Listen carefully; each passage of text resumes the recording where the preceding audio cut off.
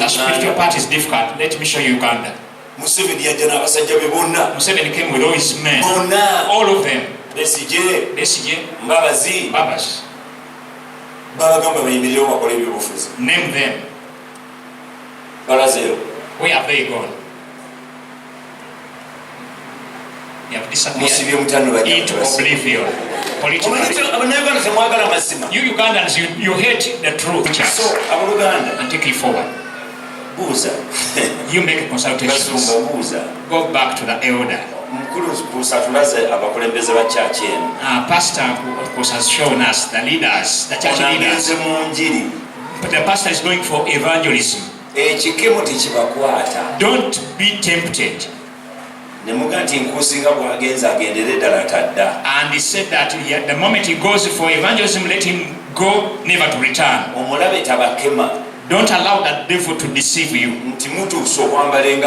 That now you can fit in his shoes. We are going to take Kayanja for Jesus. The Lord has done us well. He has given us the president of Kenya.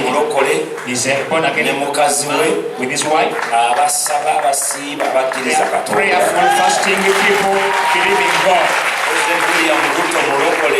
President William Ruto is born again.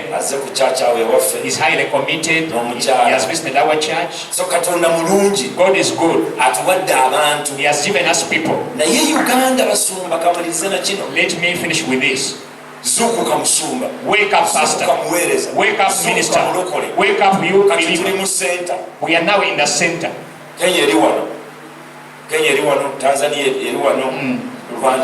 Kenya is here, Tanzania, Uganda, Burundi, Congo, South Sudan, Somalia.